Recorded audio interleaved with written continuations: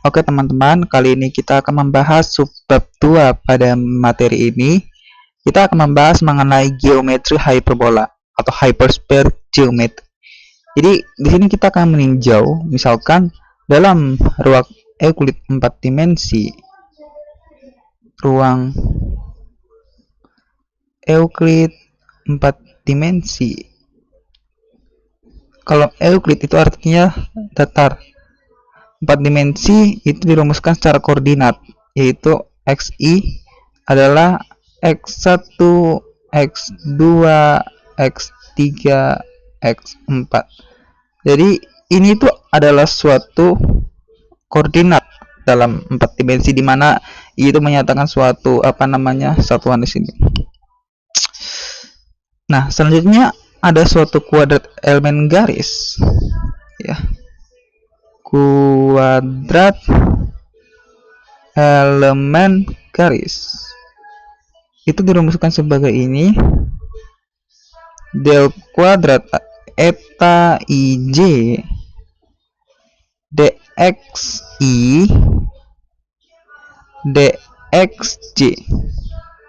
Ini kita bisa pecah lagi menjadi kuadratnya. Jadi dx1 kuadrat ditambah dx kuadrat tambah dx3 kuadrat dan dx4 kuadrat. Jadi ini adalah suatu kuadrat elemen garis yang dimana untuk persamaan ini itu adalah suatu kuadrat ini untuk elemen garisnya, yaitu x, ya. Selanjutnya ada suatu bentuk daripada persamaan bola hiper. Kita hapus dulu ini ya biar enak dilihat. Nah, kita hapus. Bentuk persamaan bola hyper untuk 3 dimensi, kalau kita tinjau dalam ruang 4 dimensi, ini akan menyerupai suatu bentuk persamaan daripada suatu permukaan bola dari 2 dimensi, dan juga dalam ruang 3 dimensi. Nah, jadi untuk persamaan bola hyper itu didefinisikan sebagai ini, ya. X1 kuadrat ditambah X2 kuadrat ditambah X3 kuadrat ditambah X4 kuadrat. Ini adalah S kuadrat, di mana S kuadrat ini adalah ruji bola hiper. Ruji bola hiper.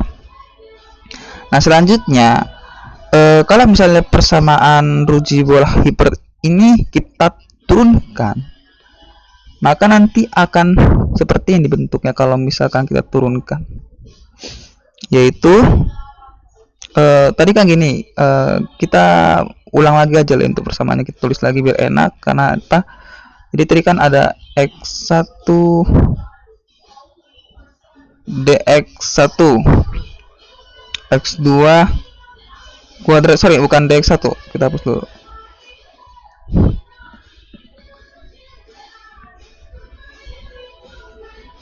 X1 kuadrat ditambah X2 kuadrat ditambah X3 kuadrat ditambah X4 kuadrat. Ini S kuadrat. Kalau kita turunkan terhadap X, nanti akan berubah menjadi ini: X1 dx1, X2 dx2, X3 dx3, X4 dx4. Ini harus mempunyai nilai 0.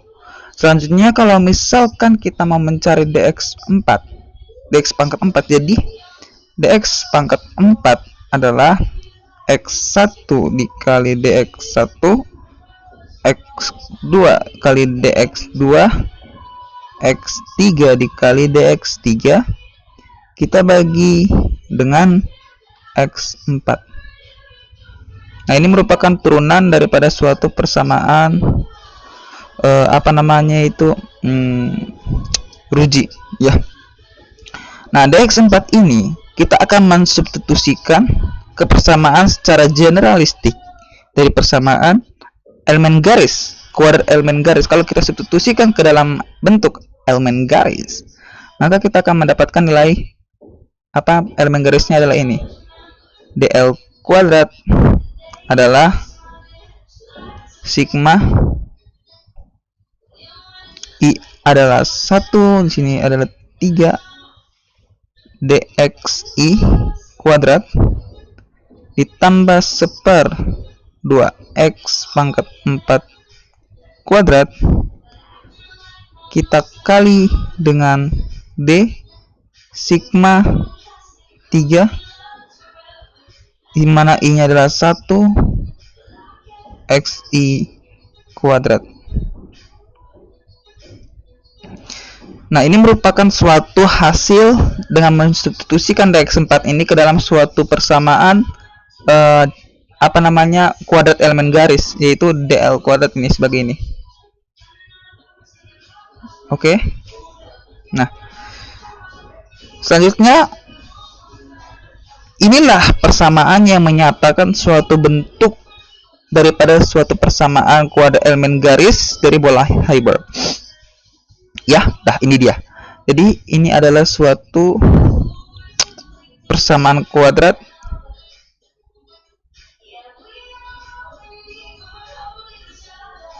elemen garis untuk bola Hilbert.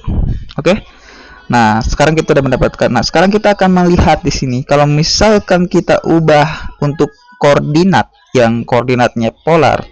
Kalau misalkan kita ubah dalam koordinat polar, kalau koordinat polar itu kan misalnya kita ubah u, theta dan psi misalkan koordinat polarnya. Nah, kalau misalnya kita lihat dalam bentuk transformasi,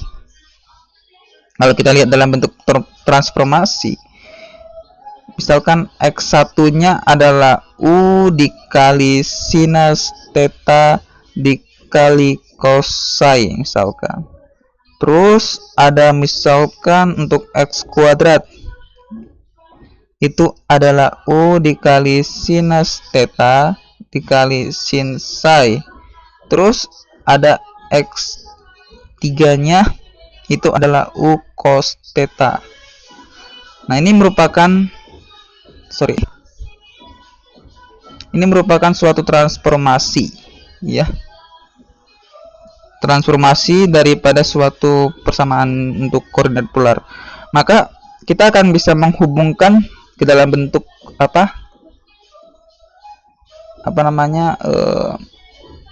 bentuk 3 dimensi. Itu adalah ini. U-nya adalah x11 ditambah x2 kuadrat ditambah x33. Ini adalah ini semua pangkat setengah ya. Atau nanti juga kita hubungkan misalkan terhadap juri hiperbola, yaitu adalah u kuadrat ditambah x pangkat 4 kuadrat. U kuadrat ini kita kuadratkan sehingga nanti kita akan mendapatkan hasil untuk dl. Terus kita ganti, jadi kalau kita ganti dengan dl, jadi dl kuadrat adalah du kuadrat ditambah u kuadrat d theta kuadrat ditambah sinus kuadrat theta d psi kuadrat ditambah u kuadrat du kuadrat s kuadrat dikurangi u kuadrat. Nah, ini adalah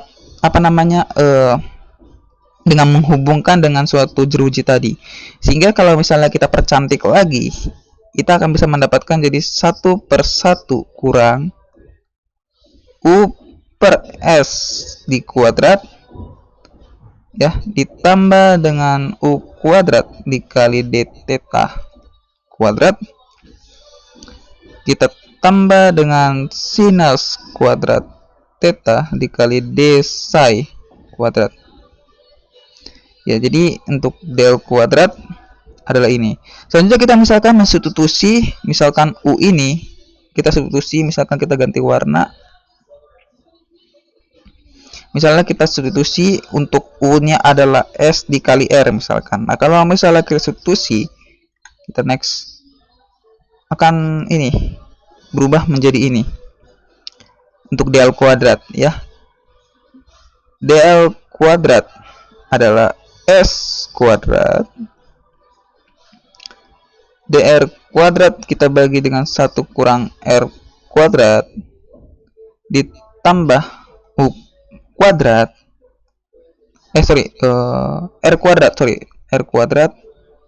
R kuadrat dikali D theta kuadrat ditambah sinus kuadrat theta dikali D psi kuadrat. Nah, ini kalau misalnya kita misalkan U ini kita substitusikan sebagai SR dari persamaan yang sebelumnya. Nah, oke, kalau misalnya kita lihat untuk persamaan jeruji tadi yang S ya, kalau misalnya kita buat bahwa S-nya S kuadrat ini kita ganti dengan minus S kuadrat terhadap persamaan del kuadrat ini misalkan, nanti kita akan bisa buat hasil del kuadrat ini adalah S kuadrat dr kuadrat dibagi 1 tambah R kuadrat, kan ya, bener ya, ditambah R kuadrat D theta kuadrat tambah sinus kuadrat theta D psi kuadrat.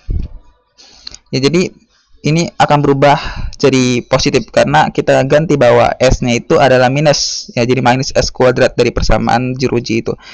Nah, sehingga persamaan ini kita akan bisa dituliskan sekaligus ya dalam ungkapan menjadi seperti ini nanti.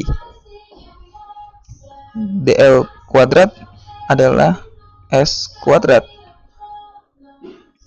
dr kuadrat kita bagi dengan 1 kurang KR kuadrat ditambah dengan R kuadrat dikali D theta kuadrat ditambah sinus kuadrat theta dikali D psi kuadrat. Jadi inilah persamaan akhir daripada suatu metrik geometri hiperbola ya. Jadi kita menganggap misalkan K yang ini untuk persamaan ini, K-nya adalah 1, sedangkan untuk persamaan yang ini K-nya adalah minus 1 kedua metrik ini, sehingga kita dapat bisa mengisikan jika kalau misalkan K ini kita buat menjadi 0 misalkan ya, kita buat jadi 0. Nah, kalau misalnya kita buat jadi 0, ini kita ganti K-nya menjadi 0. Ini akan menghasilkan suatu metrik ya. Metrik apa? Ruang Euclid 3 dimensi. Nah, jadi itulah penjabaran mengenai suatu geometri hiperbola dalam bentuk Euclid ya, dalam paralelnya dalam elemen garis dalam ruang waktu. Oke, sekian dulu dari saya penjelasan saya. Mohon maaf jika salah kata. Terima kasih.